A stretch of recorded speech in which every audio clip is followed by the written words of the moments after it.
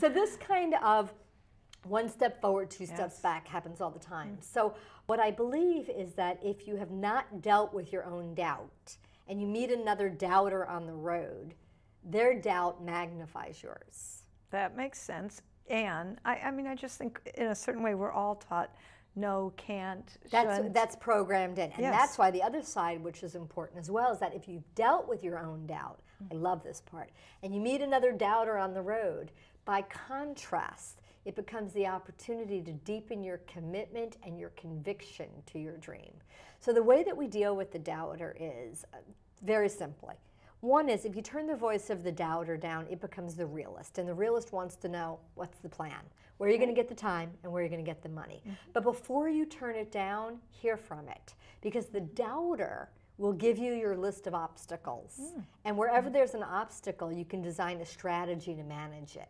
The problem is, the number one way that we sabotage our dreams is we project our fears and doubts into the dream with three little words.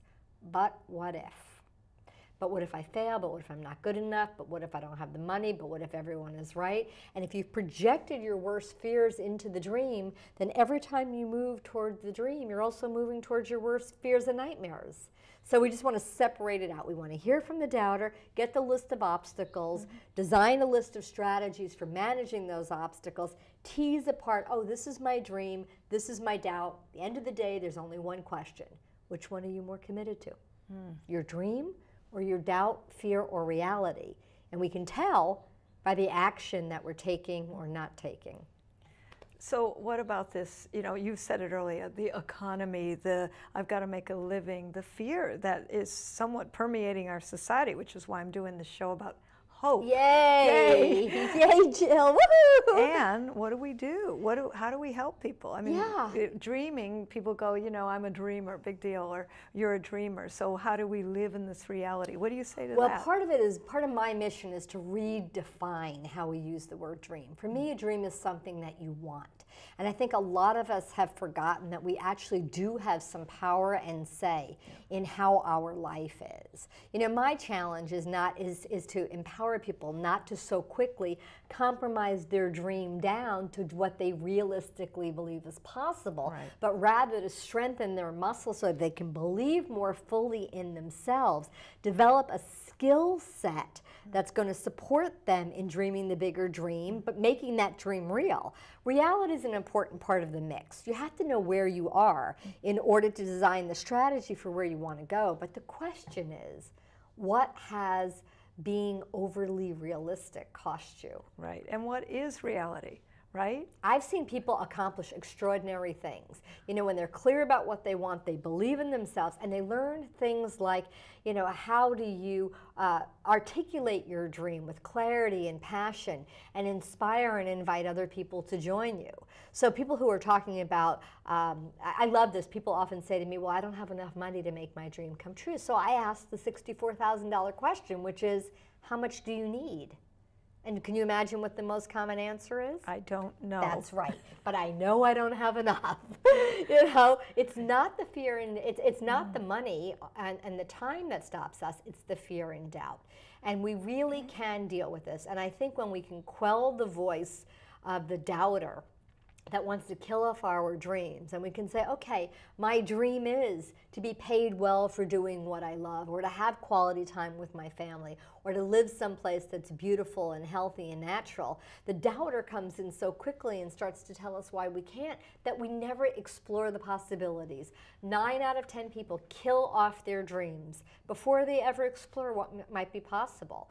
Now the shortcut step, the way to experience greater ease and shortcuts on any dream, is to develop the ability to talk to anyone, anytime, any place about your dream in a way that inspires them to join you, to hire you, to invest in you. So how can you language like that? Yeah, so I think what is, if we think about a visionary or a big dreamer has a dream, articulates it with clarity so people get it, expresses it with passion so people are excited about it, and then practices making specific requests. And I think the magic phrase is, gee, would you be willing to explore? So for example, I was giving a talk at the Golden Door Spa, and I thought, okay, I'm here, I might as well go down and visit the machines. So I got dressed in my shorts and sneakers. You mean exercise? Yes, exercise.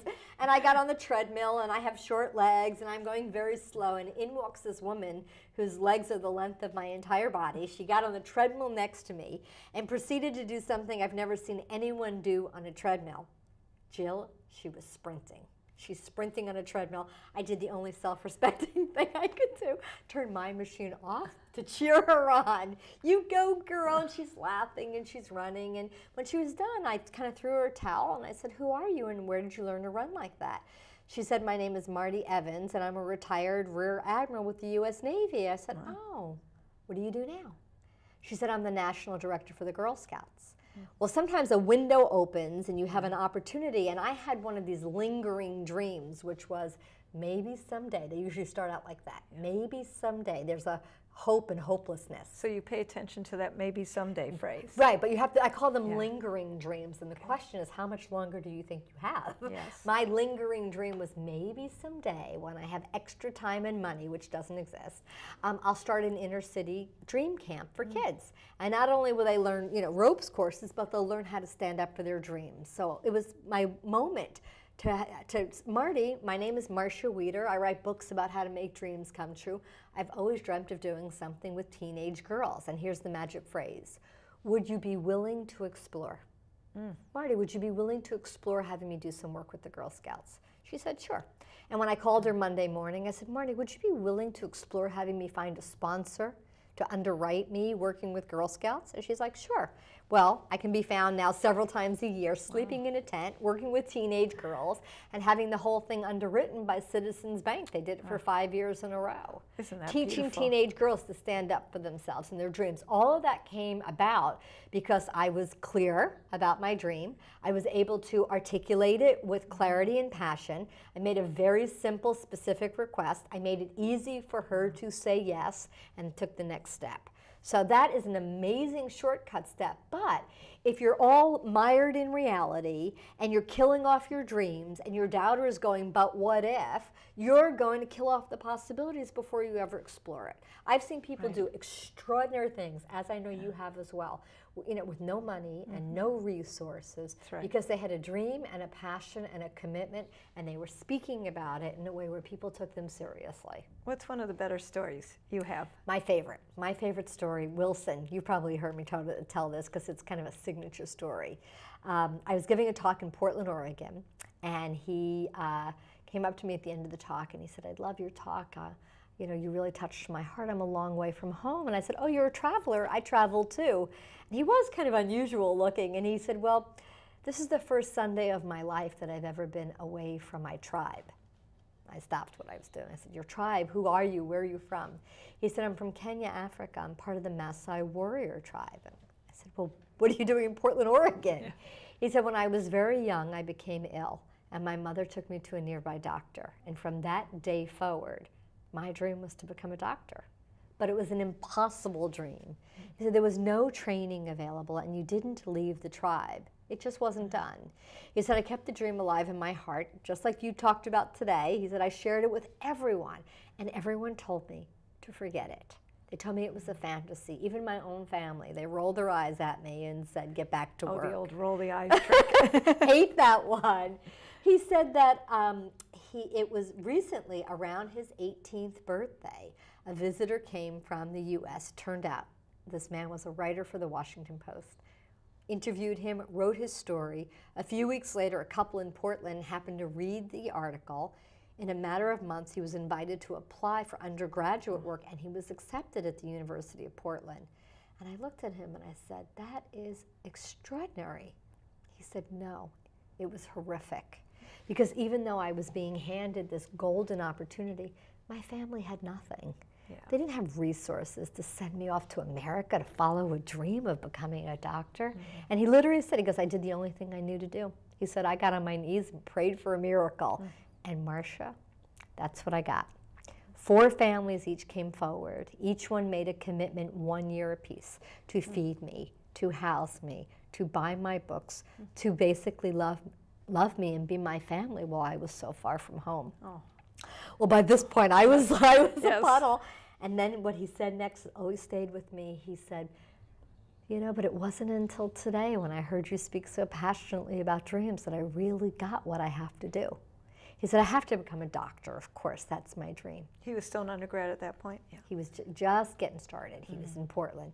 And he said to me, I must become a doctor, and then I must go home.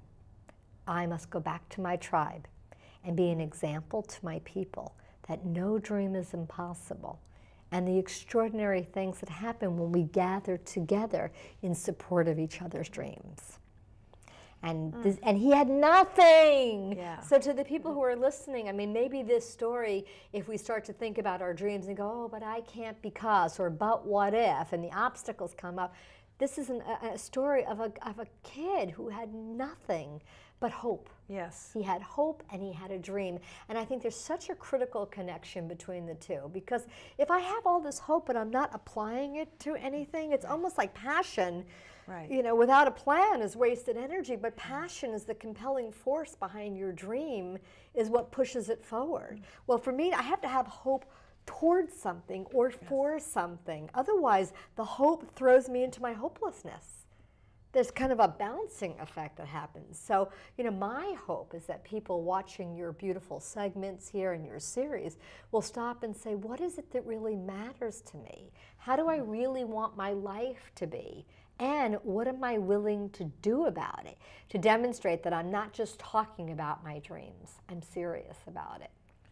Well, I'll tell you, with you behind any dream and inside of a dream, and I love your stories, and I think particularly because of the way you present it with such ease and simplicity, it does make everything accessible. The 18-year-old from Africa can do it. CBAs. Hello. Really simple. Yes. It is simple. It's an amazing thing. Sometimes I think, you know, Dream University, I mean, almost 30 years I've been teaching people all over the world to make dreams come true.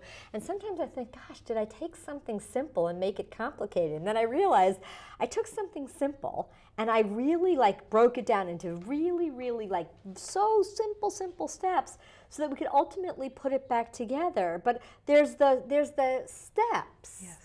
But then there's the putting it together and actually have it be a dance. And make it all happen. Now, Marcia, if people want to find you, how do they? Go to dreamuniversity.com, check out our free community, dreamuniversity.com, click on community, thousands of people all over the world helping each other. And I have a special gift for anyone who's interested. I put up 3 little ebooks. Go to dreamuniversity.com/gift, G-I-F-T, dreamuniversity.com/gift, and you'll find me there. Thank you, Marcia, for giving people hope and dreams and helping them, more importantly, to make it come true. Thanks for being here tonight. Thanks for having me. I appreciate it. And thank you for watching Messages of Hope. We appreciate you being here, and it's our intention and purpose to give you more hope. So keep growing it and living it. Bye-bye. Good night.